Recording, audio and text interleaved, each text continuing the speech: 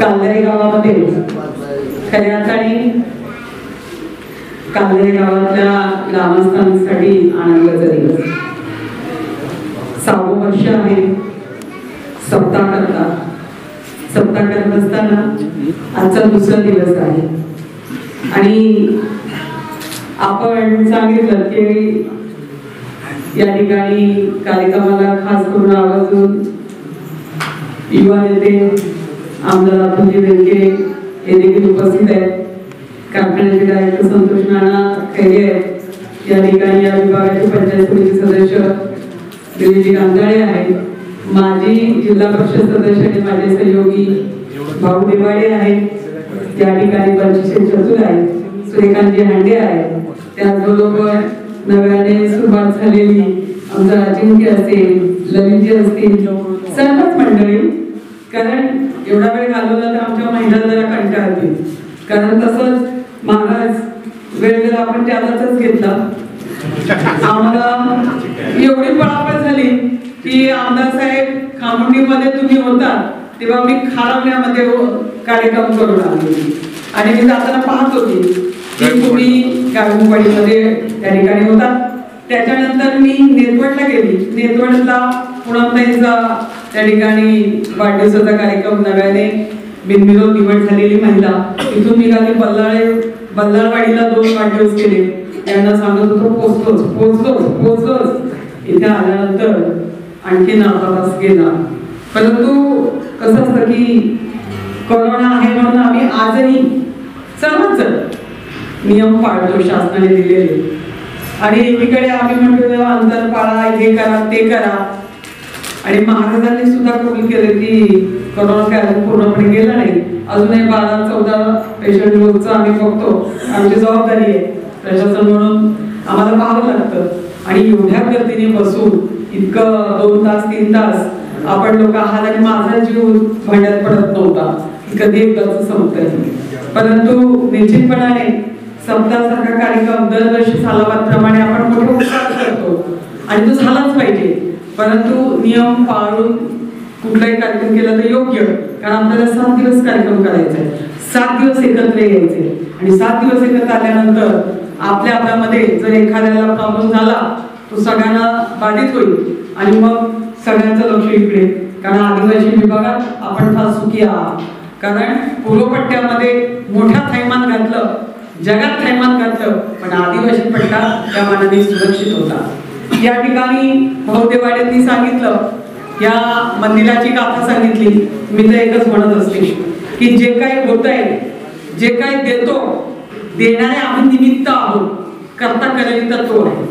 मी एक दिवस संध्याकाळची आमदारच्या विरुद्ध चालली होती कार्यक्रमामधून. मी बघितलं की अर्धवट काम आहे. गाडी थांबवली आणि मी विचारलं, इथे बाहेर चौकात बसलेली बरंच मंडळी नेहमीप्रमाणे ज्येष्ठ, मी विचारलं की काय झालं, हे काम अर्धवट का दिसतंय.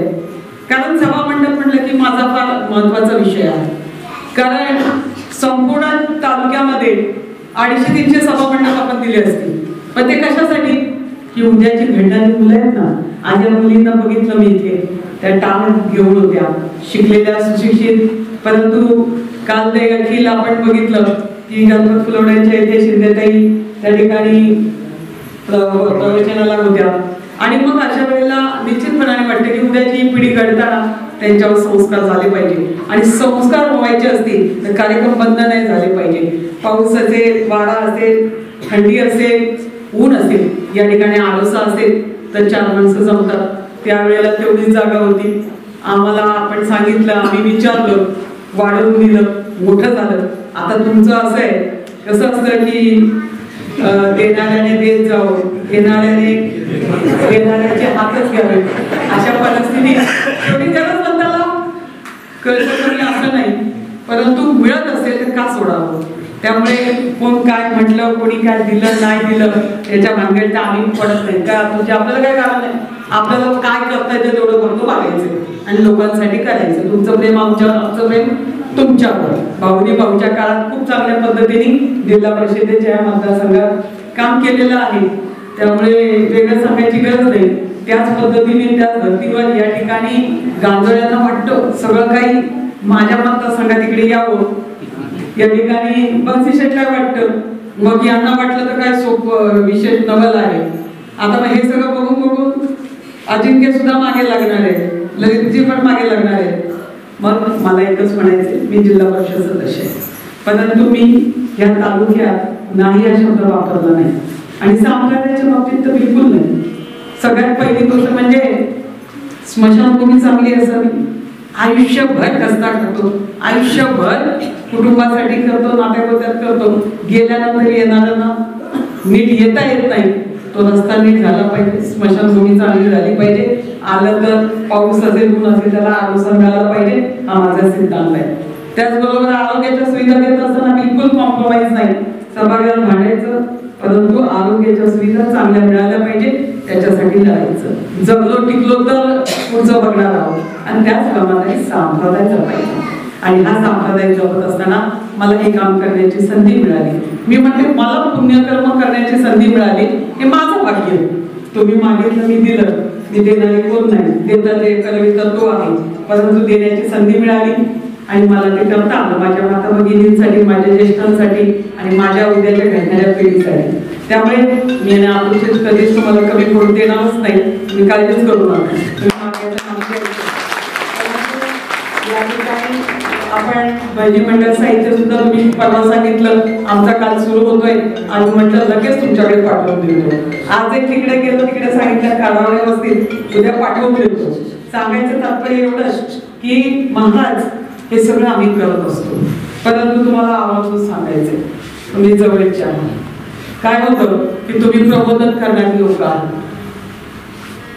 आपण राजकारणात खूप बरं आपल्याला नाही भीती लोकांची, कोण काय म्हणते का, कोण काय करते का. पण महाराज मंडळी इथे खूप मोठं सांगत असतात, आईला जपा, प्रेम करा, आई बापाला दैवत माना, हे करा ते करा. पण आता गेल्या महिन्याभरात महाराजांच्याच बापाने बाहेर कंप्लेंट करायला सुरुवात केली. मग मला सुरुवातीला असं वाटलं होतं आईच कसं काहीतरी चुकीचं करतायत, पण आज मला पटलं. कारण जिल्हा परिषदेच्या माध्यमातून आता पगारातून कटिंग केले, जे आई बापाला सांभाळत नसतील, लक्ष देत नसतील, तर त्या कर्मचाऱ्याच्या पगारात कपात करायची, त्या आई बापाला द्यायची. पोटगी चालायची ती बायकोसाठी असायची, नवऱ्याने नाही सांभाळली. आणि आई बापाला सांभाळत नसेल तर त्याला निश्चितपणाने त्याच्या असणाऱ्या हिश्श्यातून, त्याच्या येणाऱ्या पगारातून, त्याच्या असणाऱ्या रोजच्या याच्यातून कापून पैसे घेण्याची आणि शासनाने सुद्धा तसा नियम काढलेला आहे. त्याला बाहेर बोलायचा काय अधिकार, बोलायचा काय अधिकार, कोणी बोलावं जो स्वतः करत असतो त्याने. त्यामुळे निश्चितपणे या ठिकाणी आम्ही करणाऱ्या माणसाचं मानतो. थोडी सेवा केली म्हणून त्याची साडेसोळीनी एवढी बनली हा भाग वेगळा, अतुलजींना माहिती आहे. पण ते पप्पांची सेवा करतायत, त्यांचं कुटुंब करतायत, आपल्याला अभिमान आहे, आपण करावं. महाराजांनी कृपा करून आमची विनंती, तुमचे सहयोगी आहे, जवळपासचे आहे, पण जरा लक्ष द्या. एक तुमचीच सगळ्यांची कधीतरी बैठक होऊ द्या आणि आपण आपल्या घरातल्या ज्येष्ठांना कसं सांभाळावं, आपल्या आई बाबाला आपण नीट सांभाळलं तरच आपल्याला ह्या समाजाला सांगता येईल, उद्याच्या पिढीला सांगता येईल आणि तरच त्या पिढीला ते खऱ्या अर्थाने रुचेल. आणि त्यामुळे तुम्ही कुठेतरी ही सुरुवात चांगल्या पद्धतीने करावी अशी हात जोडून विनंती आहे.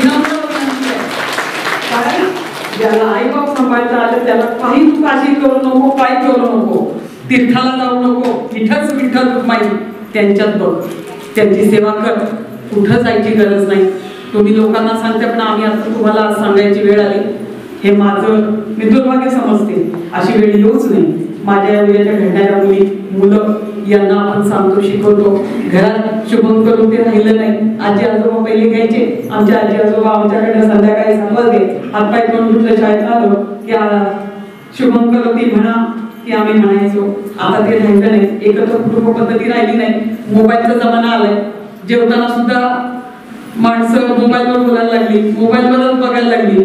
त्यामुळे कृपा करून ही संस्कृती आहे, संस्कार आहे, हे ह्या तुमच्या पट्ट्यामध्ये म्हणजे खरोखरच पूर्व पट्ट्यापेक्षा आदिवासी पट्ट्यामध्ये जेव्हा हे सगळं पाहिलं की आमचं पण ऊर भरून येतं. तुम्ही आम्हाला काही सांगा, आम्ही तुमच्यासाठी सदैव तत्पर आहोत, कुठे कमी पडणार नाही. आपले संस्कार, आपली संस्कृती, आपल्या पूर्वजांनी दिलेली आपली परंपरा आपण जपली पाहिजे. ते जपण्यासाठी या ठिकाणी तुमची सेवा करण्याची संधी मला मिळाली, त्याबद्दल निश्चितपणाने कालदरे ग्रामपंचायतीने या ठिकाणी बोलवलं, या ठिकाणी आमचं आदर तिथे केलं, त्याबद्दल मी आपल्या सर्वांचे आभारी आहे.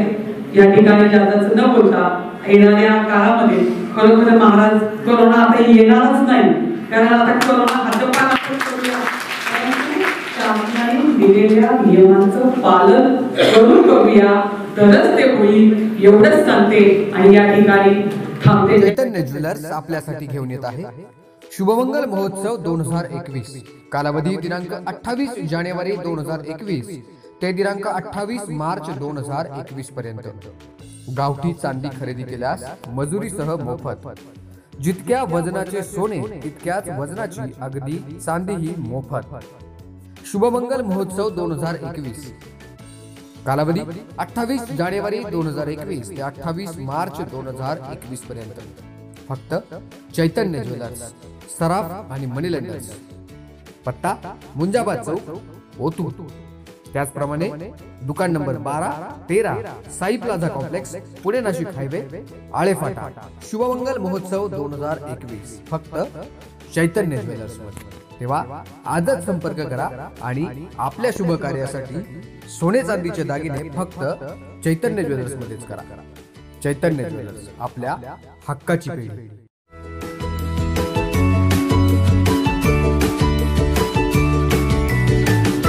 बातम्या शेतीच्या, बातम्या मातीच्या, बातम्या अन्यायाच्या, गुन्हेगारीच्या,